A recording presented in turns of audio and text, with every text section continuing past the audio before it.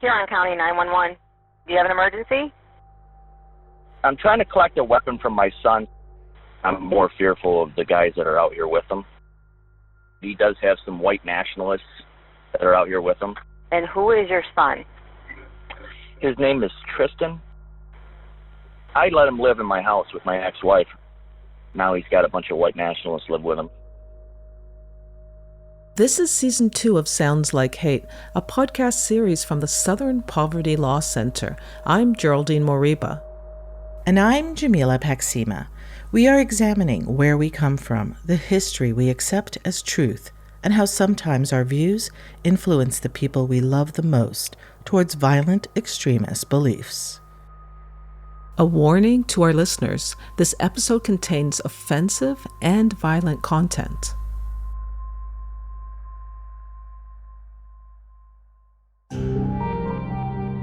I guess there's some rally up here recently.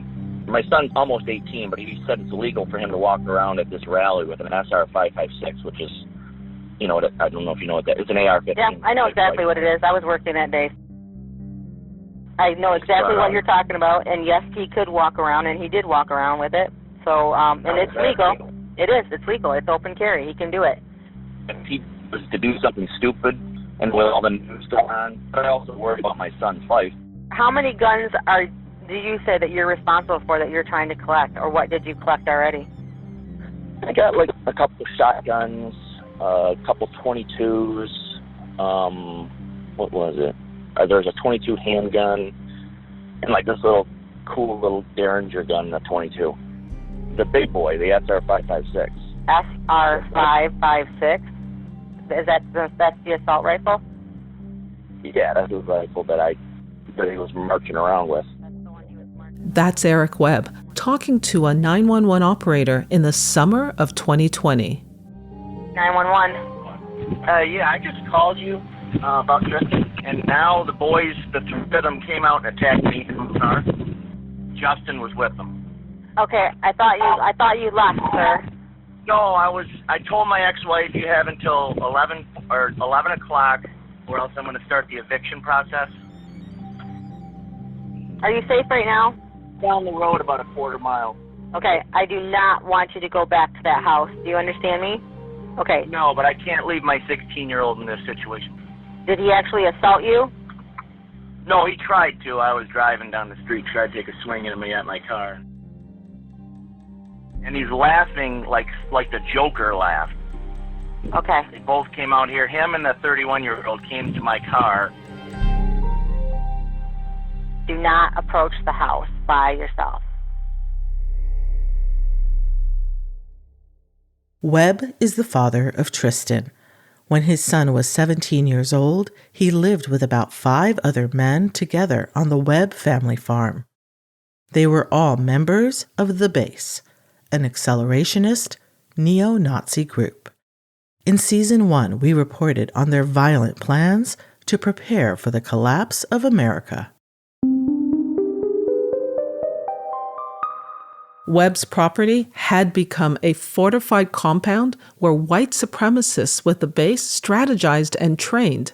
The last time Webb checked in, he was chased away as he backed out of the driveway. One of the armed men lunged at him through the open driver's window of his truck. He had such rage in his eyes, but that turned to fear in that split second because he knew I wasn't stopping. He let go and rolled, and I called the police. Less than an hour later, the police arrived. One of the deputies came out and we talked. He said, "What, did he hit you? Did he damage your car?" No. So there's really no police report to file. After the incident, he didn't return for another 4 months, not until the FBI raided his property on October 29th, 2020. He agreed to let us go along with him to see what remained. We are the only journalists granted exclusive access inside the final headquarters of the neo-Nazi hate group, the Base.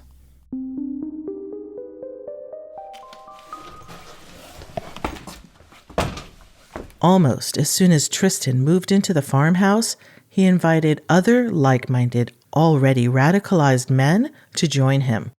Their ages ranged from 17 to 31. There's a lot of gasoline cans everywhere. I know. I bought a bunch for, like I said, I had generators. Okay. Inside the house, we saw no weapons. Most likely, they had been seized by the FBI. What remained were empty handgun cases and ammunition boxes scattered on the floor. This is where Tristan's room was. In Tristan's room, there were 3 stickers with racist phrases on his mirror and an additional 5 on the window. It's okay to be white. Hate is not a crime. And on the back of his bedroom door, he wrote "White Power" with swastikas on either side. I was hoping Tristan would take up plumbing, or he doesn't really want to go to college. How can you live like this? This house looks like it's been abandoned for like 20 years. Doesn't this hurt? It's disgusting. I think of my dad, and he loved being out in the country. And when you see just trash,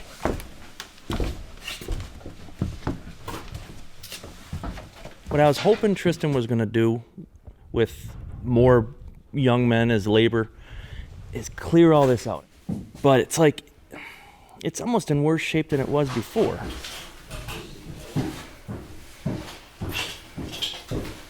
Upstairs, we entered Watkins' room, the den of the local leader of the base, who was arrested by the FBI. His walls were painted black.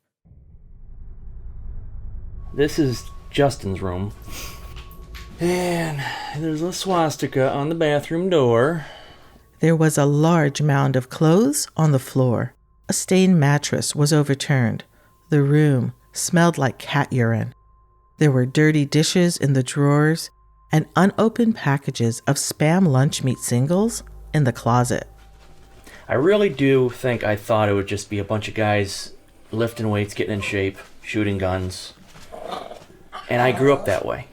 I wasn't thinking about the possibilities.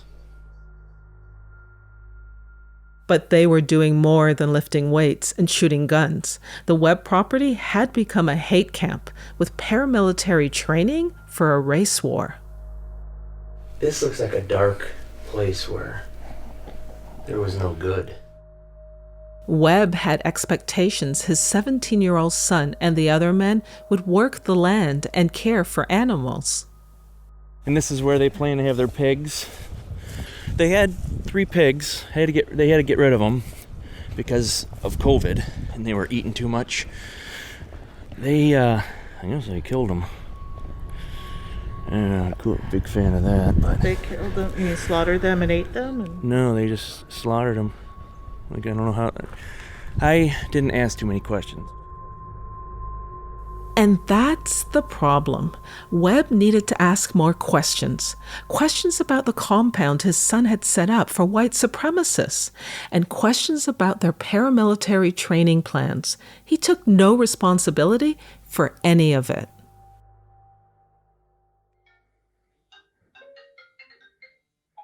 Hi, how's it going? This is Tristan. Hey, Tristan, thank you for calling. Yeah.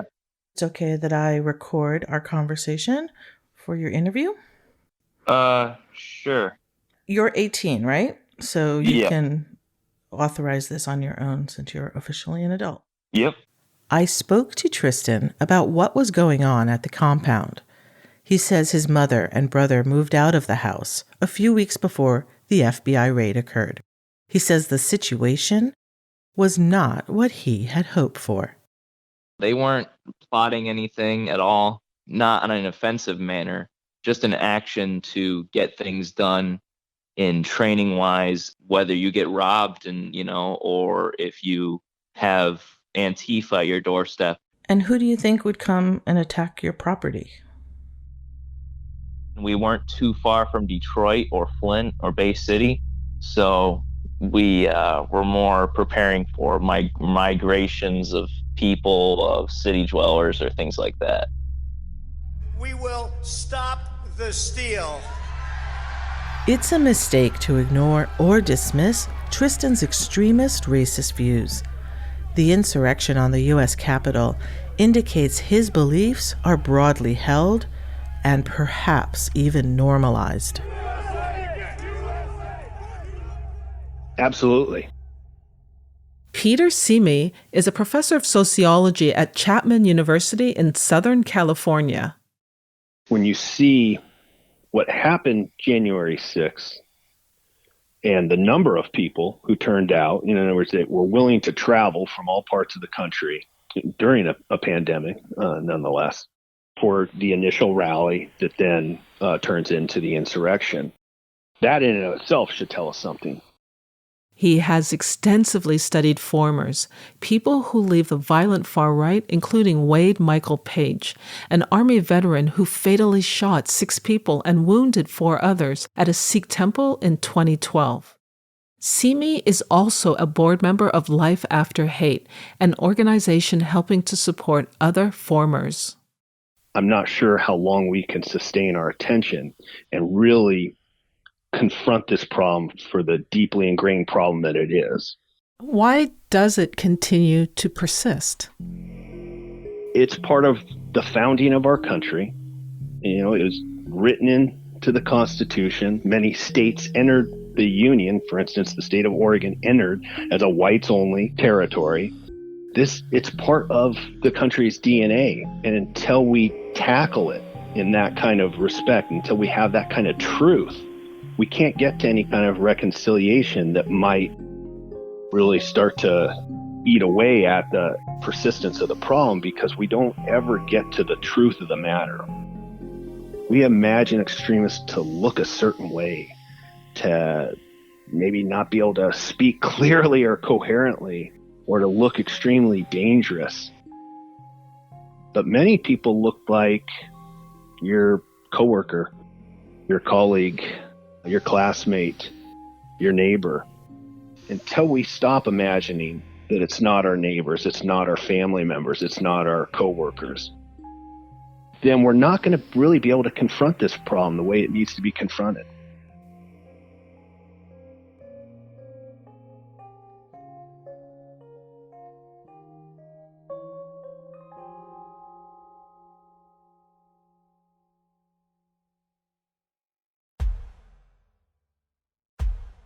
So I guess we get started here. So this will be, it typically is run like 30 minutes up to an hour, depending on how the conversation goes or what questions you might have. We started this investigation by listening to 83 hours of secret audio recordings made inside the vetting room of the base. We used machine learning to analyze what was said by over 100 men on these calls and found that 88% of the ages mentioned by recruits were under 30. The youngest recruits said they were 17. Tristan's call was typical of the youngest recruits. I've gotten probably 5 or 6 solid guys that are definitely going to help out and move up and join the community. There's another recruit from those secret calls we've been investigating. Usually I'd probably start by giving my name, but I don't know if that's the best idea. Like Tristan, he became radicalized in high school. As a young white nationalist, he joined multiple groups. His pseudonym is Chad Bradley. Oh, Chad, we can't hear you. Yeah, sorry. His real name is Chris Hood, and he is 22. So let's just start out with a general question and just tell us a little bit about yourself. Okay.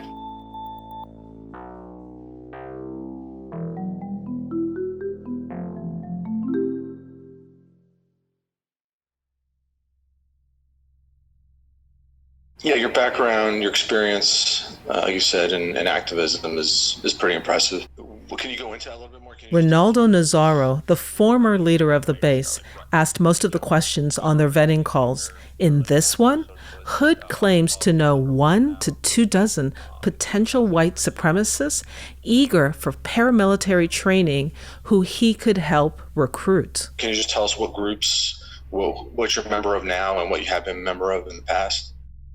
So I was in the Proud Boys, but as of now, I'm with the regional director for the Northeast for Patriot Front. We've definitely been wanting to get into more of the, survivalist or self-defense type of stuff that, we're definitely used to the idea of like traveling far distances to meet with other like networks of guys that do similar things and, planning things that kind of veer, out of the lines of legality. As of recently, we did this like confrontation at like an Antifa rally, and that didn't pan out well because of like legal reasons. So it sounds like your crew has sort of reached like the end of your rope. I don't know. We definitely got disillusioned with, the standard schedule of PF. I mean, I guess not getting into too much detail, there's not a peaceable solution to, our racist problems. Then, there's a numerous amount of actions that you could take. Yeah, and you definitely hit the nail on the head with what we're aiming for. People wanting to be active in real life. We definitely are pretty militant. But we also, I think, all would agree with your assessment that, we're not going to be like storming Washington, D.C., right? I mean, it's like just we don't have the numbers to do that. I mean, not now, at least, if ever. But we want things to accelerate. We want things to get worse in the United States. Trying to impress, Hood assured Nazzaro he'd help him grow the base with white supremacists from New England. Well, I have about, I think it's like 28 guys in the Northeast area, so between Mass, New Hampshire, Maine, and Vermont. They're going to go, and be like, oh shit, like, he's recruiting for, like, the base now or whatever. I think there's 4 or 5, definitely, and there's definitely more that I think would be interested in, like, formally joining or participating at the very least in like meetups or anything like that. Immediately after this vetting call, Nazzaro shared his excitement about Hood with fellow base members, who he often referred to as his comrades. Coming from Patriot Front, being in that. Yeah, I would say he's a pretty big one.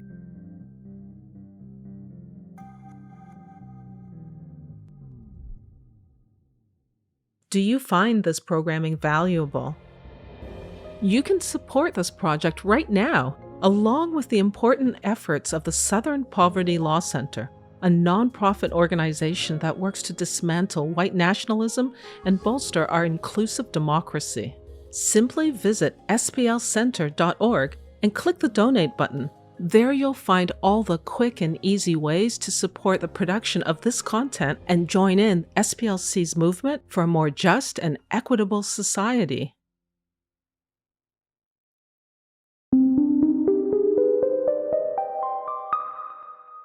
I think I first picked him up as part of a Proud Boys data collection. He's in several of my databases for using social media as Chris Hood. Megan Squire is a professor of data science, cybersecurity, and online extremism at Elon University. Her internet records on Hood go back to 2018, when he was still a senior in high school. He was in a white culture and heritage group, 12,000 people. It looks like he was also going down as a maybe for an event called Rally for the Republic. And if I recall, that one was in the summer of 2017.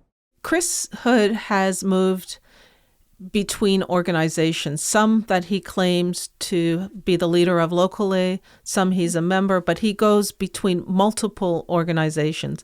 Is that typical of these guys, these extremists? Yeah, it can be. So just 1 second and I'll run a query. If you just give me 1 second. Don't worry, this will be worth it. Okay, Oh, yeah. Okay, so it looks like Chris was into a Proud Boys group, an Alt Knights group, which is the wing of, like, that's the fighting wing, the street fighting wing of Proud Boys back in that time frame. He was in another Proud Boys vetting group specific to the Northeast region of the country. He was in a, according to this, he was in a League of the South group, which I think is really interesting, because that's a neo-Confederate kind of this South will rise again type of group. Typically not super full of people from Massachusetts. He was in a white culture and heritage group. That's a pretty good variety of groups, and this is in the 2017 timeframe. So what we can tell from that is that he has taken that sort of seed list of groups and he's expanded that by the 2021 timeframe. So now he's in not just Proud Boys and sort of white culture groups, but he's, extended that to Patriot Front, and then ultimately to these National Socialist and accelerationist type of groups. So that's a radicalization trajectory or pathway. Is that what happens? It's a rabbit hole and you get in and then you go deeper and deeper. And is that the normal trajectory? Yeah, that's a common trajectory. Another data point that I didn't say a second ago is that one of the roles listed for one of the Proud Boys groups shows that he was an administrator. That means he's connecting to the ideas more.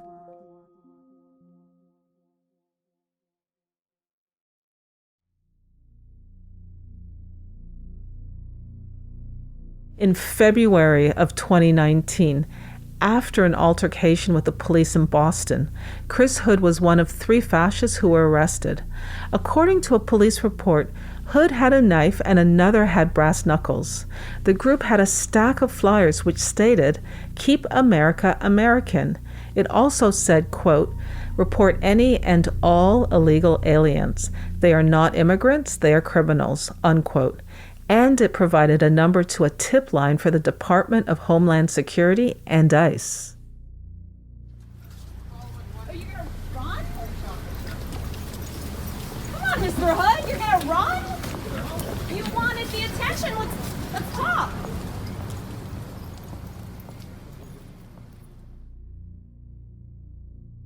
In response to this hateful propaganda, the Boston Mayor Marty Walsh, State Senator Joseph Boncourt, Representative Adrian Madara, and Councilor Lydia Edwards sent out this joint statement via Twitter.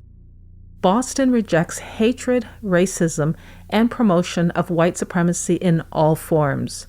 Those seeking to promote bigotry will always fail in the face of unity that is stronger, lasting, and resilient. I can't remember. I think I sent you guys the address. On Hood's next secret recording with the base, they planned his first in-person meetup with members at a diner in Hartford, Connecticut. By this point, Hood had quit Patriot Front and was actively recruiting for the base. Here, Nazaro is discussing his concerns about Hood with other members. So he had, when he first joined, this kind of mad blitz to get everyone he knew to join the base. Chris did message me and said that given his legal situation, he's out on bail.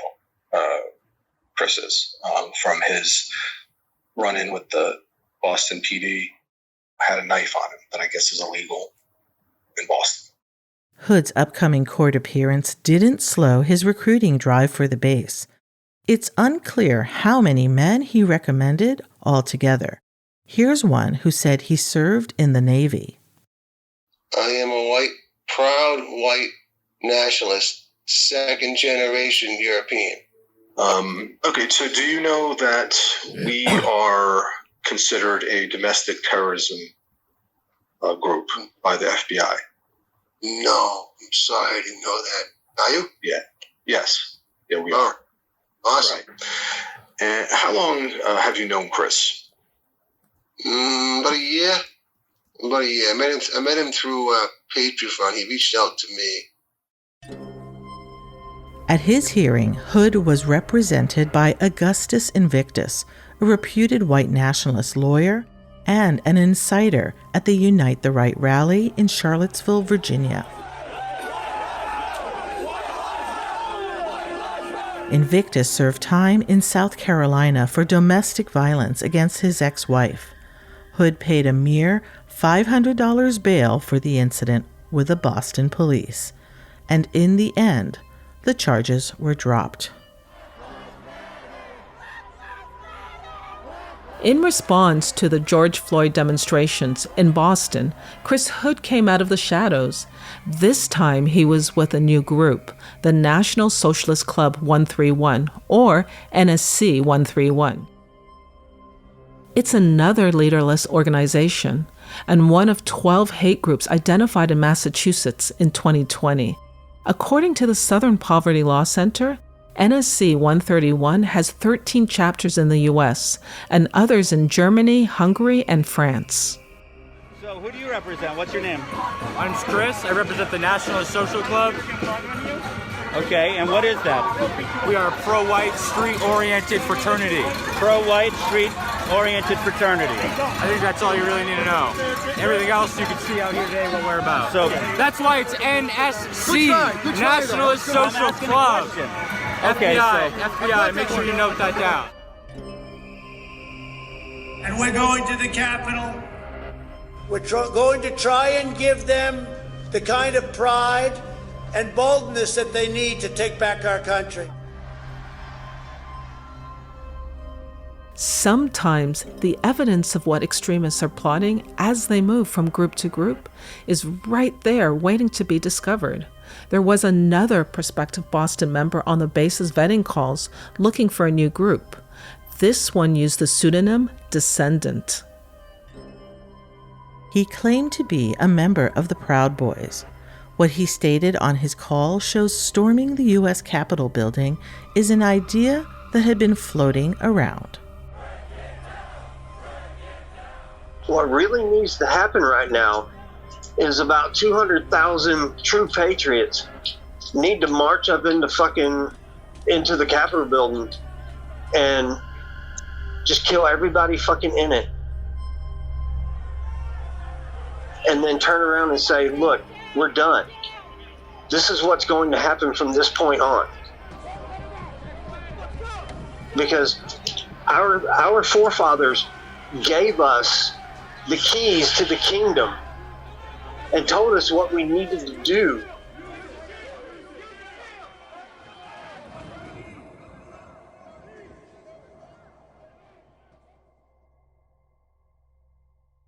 In October of 2020, right before the election, police were contacted for a series of stickers which showed up and a recruiting flyer for NSC 131. 2 New Hampshire towns, Brookline and Milford, were targeted. Milford Police Captain Craig Fry scraped a sticker off a street sign himself and then reported it to the FBI.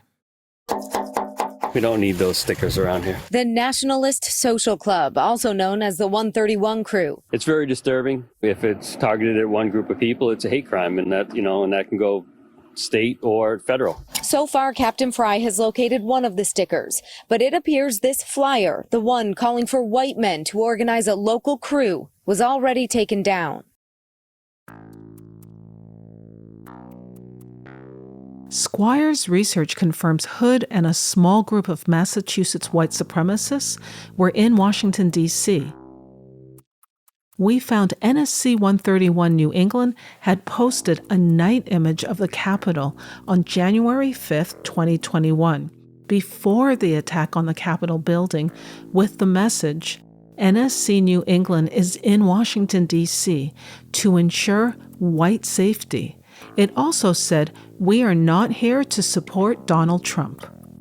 Yeah, I started looking at them because they're on Telegram as well. There's 800 people on the Telegram channel. Here's a screen share.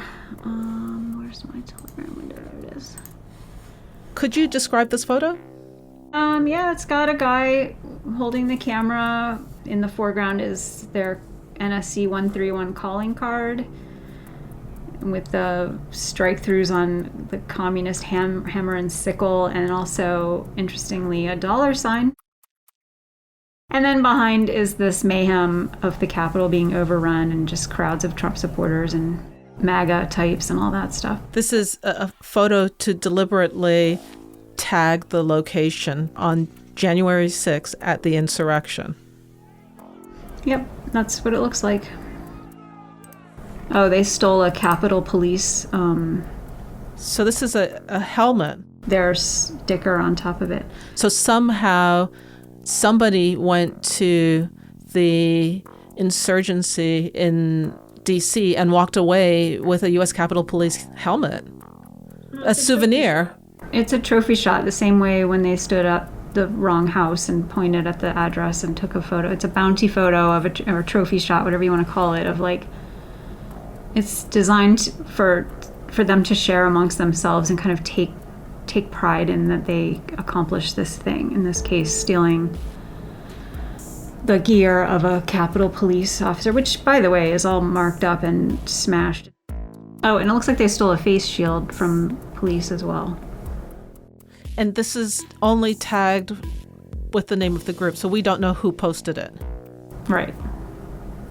It's been shared a lot, though. On Telegram, you can tell that because the number of views is 13,000, but there's only 1,300 people in this channel, so it's been shared outside the channel pretty extensively.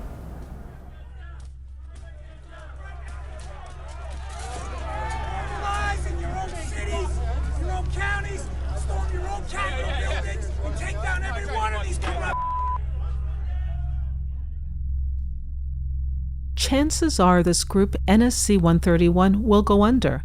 Another will replace it, and Hood will move on to yet another group. Sociologist Simi agrees. When these groups fracture, there's always other groups that a person can run to. And so just because one group fractures doesn't mean everybody now disengages. Some people just simply re-engage with other groups. So if we're able to take advantage of group fractures and provide the kinds of supports that might keep those individuals from just simply re-engaging with another group, that could be, I think, very helpful. Okay, take a deep breath. Ready? Okay. Shitstorm, a little shitstorm. Okay, so I have a 911 call on my line. His name is Eric Webb. So Eric is here right now. He called his son Tristan, which is one of the 3 that were here at the protest with the big long guns. Okay? Yep. He said, Tristan, I want you to give me all my guns that are registered to me. I don't want any part of any of my guns that are registered to me to be involved in anything harmful or bad. Can he even do anything because Tristan's a minor and he's only 17? Can he have that gun? I don't know. The FBI has been out there and stuff, and they didn't take them away, so apparently they can have them in their own home. Okay, so tell him that he's going to have to take him to court to get the gun back. Yeah, he can take him to court or something to get the gun. I'm not getting in the middle of that hornet's nest with those freaks. Tell him just get out of there.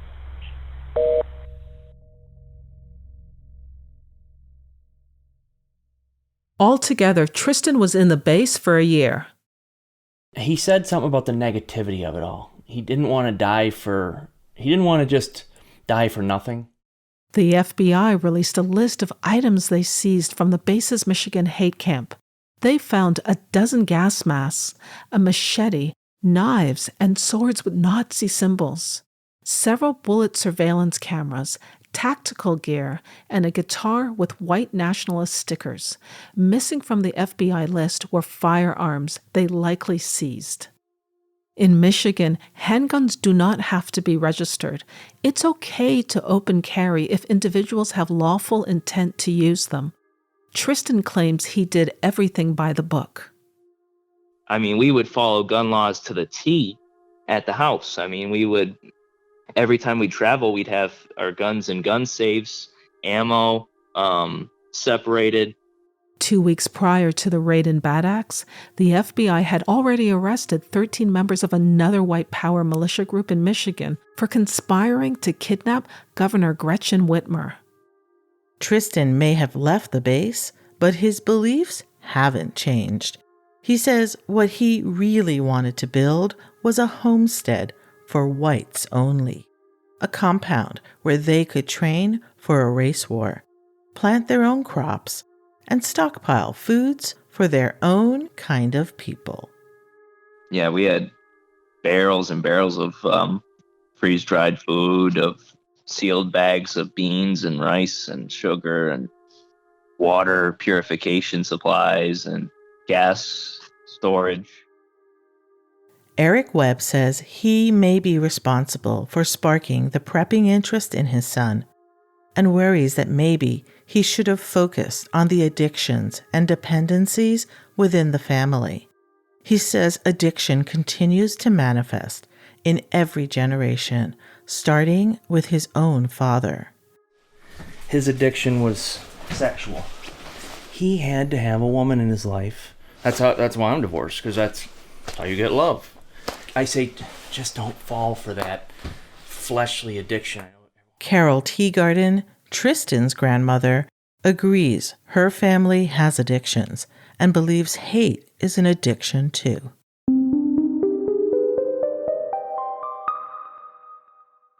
I was an alcoholic and then I got sober. I've been sober 32 years, but I remember, what addiction feels like. And I think they're both addicted to that.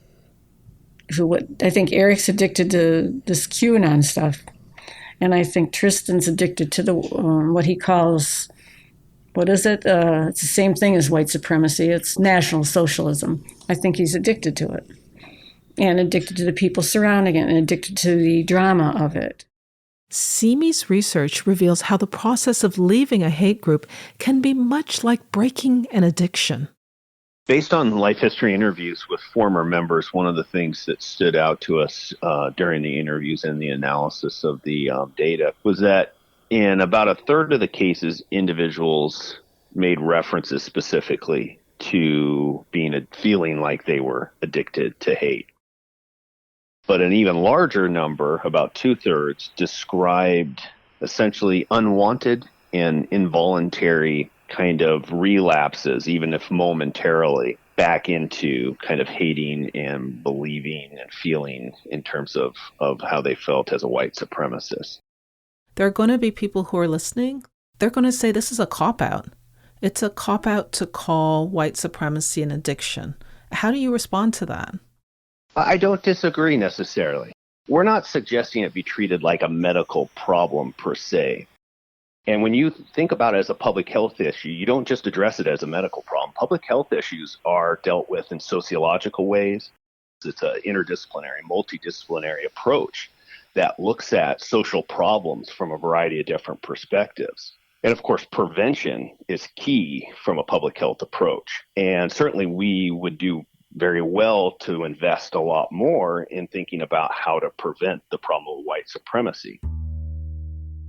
And I want to add another layer to this. When we think about whether there may be some addictive properties in terms of hate and being involved in a hate group, we should also be thinking about this at a societal level. In other words, when you look at our country's history and how enmeshed in white supremacy, in fact, it's at the core of our founding, there's an argument to be made that at a societal level, we've been addicted to white supremacy. We've been addicted to hate because of how central role it's played in our country's history and the deep psychological, at a collective level, impact it's had and how entrenched it is.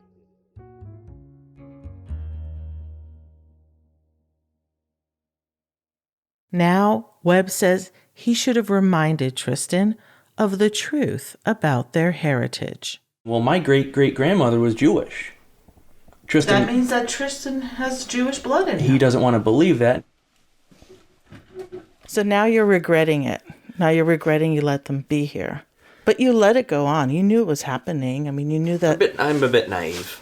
I thought, hey, fix things up. They can have their stupid beliefs. But looking back, I wish I would have just said no.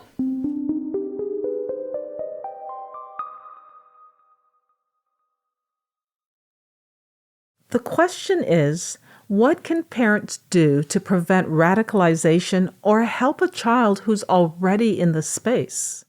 This requires a certain kind of awareness, a certain kind of understanding that these threats exist, that these groups are widely circulating. This is not something of the past. It's something very much a contemporary issue that we face. Simi says there are things parents can do. I can tell you just individually, I have a 21-year-old son. He, at one point in high school, for example, became really kind of started listening to a lot of so-called death metal. Well, that immediately triggered for me, death metal for the most part is fairly harmless, relatively speaking. But there is a segment of death metal called NSBM, National Socialist Black Metal. This is also the genre of music Tristan Webb was listening to in high school. And it is part of this larger subculture of death metal. And so what can happen is a young person starts out listening to just regular, death metal, and then at some point may wander accidentally or not accidentally into the National Socialist death metal. And of course, the National Socialist death metal folks are looking for that to happen. So when I found out about that, I immediately started talking with him about, this, and I started finding out, I would listen to the music with him and talk to him about the lyrics and talking to him about the games he's playing, talking to him about the kind of communication that's happening on these games. Because a lot of times that's where it's not the game itself, but it's the fact that they're able to communicate with, the kids that are playing these games are communicating with each other. And that sometimes includes recruiters for white supremacist groups who are looking to bring young people into the fold. And more recently, he's gotten into mixed martial arts, which is another subculture where white supremacists have developed quite a foothold, both in the United States and in Europe. I think the common denominator, hopefully what's helpful from what I'm saying for parents, is it's about conversations with our kids. It's about having very direct conversations, asking them questions, not how is your day going, but much more specific types of questions about their life and about what they're doing. If you're a parent of somebody who's already in this space and you can't get in and you can't identify what they're receiving because you don't have the passwords, what do you do? Once that happens, obviously the level of difficulty increases exponentially in terms of how parents can respond, how much they can effectively intervene. So that's why early prevention is so important. What do parents do? Well, one of the places I think we need a lot more investment in terms of our infrastructure on community-based resources to help parents in this situation. And we just, as a nation, we haven't invested in our infrastructure in this realm, for the most part, tremendously underfunded. And there's not enough of them, and there's not enough availability. Fortunately, Simi says his own son is doing well. I am worried that in this younger generation now of folks who are getting radicalized, those background characteristics aren't as necessary as they used to be to get radicalized because of the power of social media and access through gaming platforms, and frankly because it seems like society has moved in this direction in terms of the mainstreaming part. And you have people, in the White House, in Congress, in state legislators who are talking, speaking this language. And so young people, this is all kind of filtering down. And I think young white people in particular, obviously. It's more acceptable. It's more acceptable. But if something's normal and acceptable, it's really not like you don't need anything for radicalization to happen, because all they're doing essentially is adopting what's been deemed as acceptable. That name gets further and further away from China, as opposed to calling it the Chinese virus. They're bringing drugs, they're bringing crime, they're rapists. We're building a wall. African Americans, Hispanics are living in hell because it's so dangerous. The Black Lives Matter. If you look at what's going on with the bats and a lot of thugs. Many of the principles of radical Islam are incompatible with Western values and institutions. What do you want to call them? Give me a name. Give me a white name. Supremacists and who would white you like me to condemn? White supremacists and white Proud Boys. Boys, stand back and stand by. Former President Donald Trump didn't start a movement. He emboldened racists and extremists who were lying in wait. Well, I think what we're seeing is the movement of extremist ideas and strategy into a larger part of the political right in this country. Cassie Miller is a senior research analyst at the Southern Poverty Law Center. She agrees the most critical solution is prevention. We can prosecute people who are associated with these groups when they have committed crimes like we've seen with the base. And that is one strategy, but that can't be our entire strategy because that's only dealing with the end result of radicalization. What's going to be more effective is if we try to prevent radicalization from happening in the first place. So one of the things we can do is really invest in research and develop programming that will stop people from becoming radicalized in the first place. And this depends on community-based solutions. It depends on stopping the spread of misinformation. And it depends on creating a society where far-right extremists have fewer grievances to try and weaponize. Listening to the people who become members of the base, so many of them felt like they had no future. So they were really willing to sacrifice everything because they felt like they had nothing to lose. And that's something that is extremely sad. And I think that we need to view them with some form of empathy. And what we can do is build a more secure and more stable society where people can raise their families, they can access healthcare and housing and education, not worry about plummeting into debt. When I spoke with Tristan last, he was in New Orleans. He said he was there to decompress with a woman named Gigi. They met online. He met a girl, and she's not into this stuff, and she's just a really good influence. I really believe she's a positive force in his life. So I spoke with Gigi to see what sort of positive force she is in Tristan's life. Hi, Gigi, how are you? I'm doing well. How are you? I'm good. What would you say that your personal faith and ideology are? National Socialist.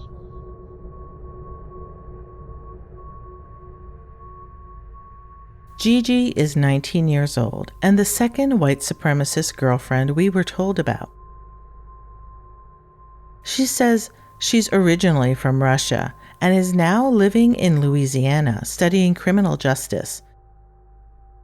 She also mentions her brother was incarcerated for a hate crime. My oldest brother, we went through something very similar, and so it's not like this is like a first time thing. It's not like it was something very shocking for me to hear. When he was contacted by the FBI in New Orleans, she knew what to expect. She'd seen it before. So I'm sharing this with you, not to bust your bubble, but I think you ought to know that your son has found another like-minded woman who believes in this stuff. And he's not away from it. And I don't think she's the one who's going to pull him out. That young girl worries me. I still have hope. What's the path out? How do you get your kids out of this? There's only one path out, in my opinion. When you boil it simply down, love over hate. Webb uses platitudes to answer questions about responsibility. What he'd never explained is exactly what he or anyone else are trying to do now to hold Tristan accountable and pull him out of this extremist mindset. The last time we spoke with a Webb family, we learned Eric sold the family farm. And as for Tristan, he and Gigi are talking about getting married.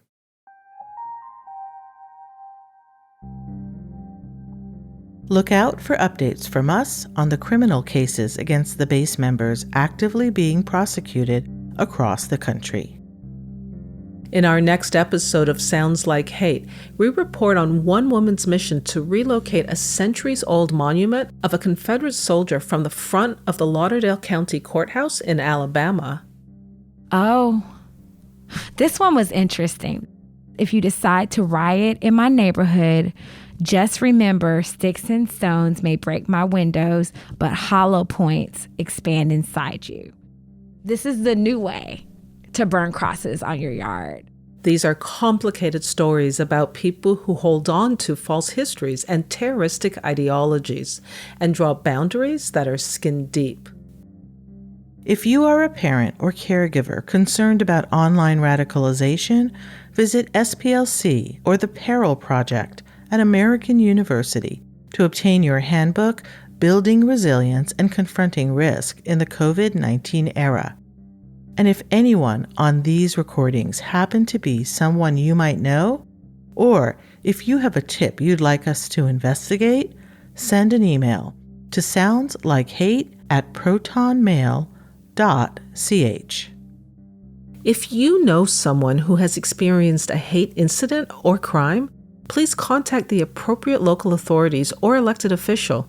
You can also document what happened at splcenter.org/reporthate. This is Sounds Like Hate, an independent audio documentary brought to you by the Southern Poverty Law Center. Produced by Until 20 Productions. I'm Jamila Paxima. And I'm Geraldine Moriba. Remember to subscribe to find out when new episodes are released. Please rate and review. It really helps. And thanks for listening.